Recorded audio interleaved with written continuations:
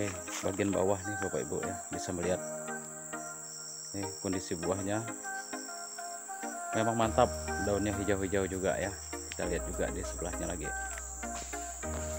kita lihat ini juga nih banyak buahnya. Nah, kita lihat lebih dekat. Nah, ini buahnya padat. Bapak Ibu petani sawit Indonesia, nah ini satu pokok kelapa sawit. Kita lihat pokoknya normal di sini, tapi memang buahnya belum terlalu maksimal karena kondisi tempat dia tumbuh itu adalah miring, sehingga pemupukan tidak bisa efektif. Nah, perlakuan yang kita lakukan di sini adalah membuat tapak kuda. Pekerjaan tapak kuda ini adalah membuat areal yang kondisinya miring ini kita bikin menjadi datar. Nah, caranya kita ambil tanah dari bagian atas seperti ini. Selanjutnya kita timbunkan ke sebelah sini ya, kondisi yang lebih rendah. Nah, supaya tanahnya tidak jatuh, maka dibuatlah penahan berupa karung seperti ini. Jadi pakai karung eks pupuk, ataupun kalau di tempat Bapak Ibu tidak ada karung, bisa saja menggunakan kayu-kayu ataupun pelepah-pelepah bisa disusun supaya bisa membentengi areal ini atau tanah yang kita timbunkan ke sini nanti. Selamat pagi Pak Riko. Pagi Pak. Ya, ini hari ini saya mau belajar tentang ilmu membuat tapak kuda. Jadi sebenarnya tapak kuda ini apa fungsinya Pak Riko? Tapak kuda ini fungsinya banyak Pak. Yang jelas kita melakukan konservasi. Nah, konservasi kita inilah kita memperbaiki tanaman sekaligus. Jadi kita tujuannya itu untuk pemupukan jelasnya Pak. Nah, pemupukan itu, ini kan lahannya kalau kita lihat konturnya miring ya kan? Iya, dia betul. lebih miring ke bawah. Iya, Sedangkan betul. ke atas ini dia lebih tinggi Pak. Iya. Kita buatlah dia konservasi dengan pembuatan tapak kuda. Iya. Kalau kita di areal rendahan, itu namanya tapak timbun. Nah, seperti itu. Iya, iya, iya. Jadi kita buat apa? Dia minimal jaraknya ke tepi. Iya. Itu ada karung Pak. Nah, karung itu dari pokok ini karung itu minimal 2 meter lah kita bikin itu Pak. Nah, 2 meter. Berarti selebar piringan lah ya. Selebar piringan Pak. Kita juga memudahkan pemanen nantinya untuk panen. Oh iya, iya. Jadi iya. dia begitu dia pun nanti dodos dia kan. Iya. Tekan dodos dia Pak, ataupun dia pakai Y. Jadi posisi dia masih dapat Pak. Jadi pas. Betul. Posisi dia. Kita ambil 2 meter atau 2,5 meter. Berarti kalau terlalu sempit,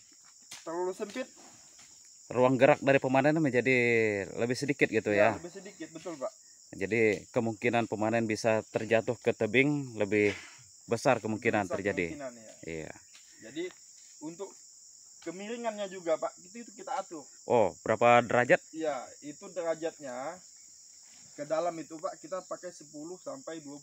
Oh. Jadi miring ke dalam dia Pak. Berarti miringnya ke arah sana ya? Miringnya ke arah pokok. Bukannya miringnya ke arah bawah? Bukan miring ke arah bawah Pak. Jadi kalau miring ke arah bawah, kita mupuk pun nantinya percuma, pupuk itu akan terbuang ke bawah. Oke.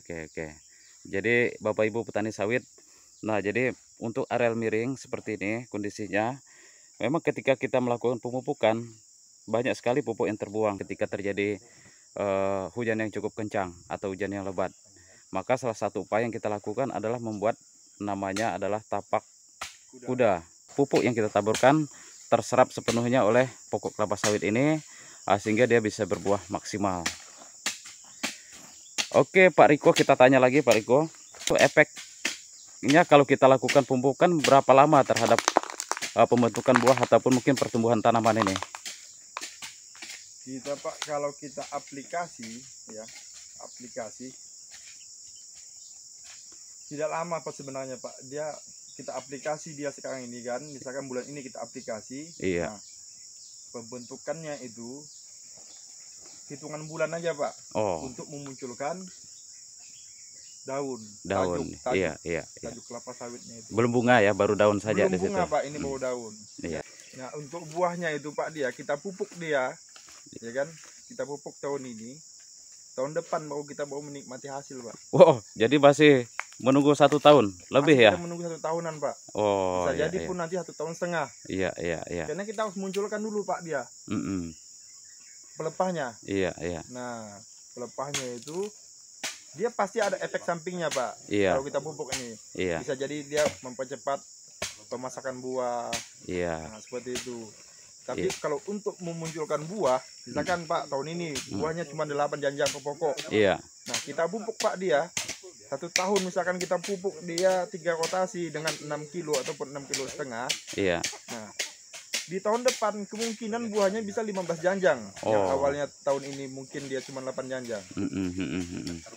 Baik, baik. Jadi biar Bapak Ibu petani sawit juga tahu, biasanya kan kita berpikir kalau saya petani awam kan, kalau buahnya kurang ataupun kondisi fisik tanamannya kurus-kurus, jadi pengennya ingin cepat langsung dipupuk. Begitu dipupuk harapannya sebulan 2 bulan akan datang keluar buah, keluar bunga. Ternyata keliru ya Pak Riko. Ya, keliru Pak itu. Paling yang nampak secara cepat itu pembentukan daun ya, warna daun mungkin bisa langsung berubah. Daun, ya. Tapi untuk buahnya masih harus menunggu. Teknis pembuatannya kita lihat dia posisinya menjadi rata. Yang tadi sebelumnya miring, nah sekarang ini sudah rata. Sebelah kanan dan sebelah kiri kita nih nampak jadi rata. Dan cenderung lebih miring ke sebelah dalam ini. Jadi kalaupun terjadi hujan, pupuk yang kita taburkan dia larinya cuma ke bagian tebing saja, jadi tidak hanyut ke bawah karena sudah kita bentengi juga menggunakan karung-karung seperti ini. Oke, kita lihat juga Bapak Ibu, buahnya sangat luar biasa. Ini sana juga Bapak Ibu, dan seterusnya sana. Pelepahnya lentur-lentur, pertanda buahnya banyak sekali di sini.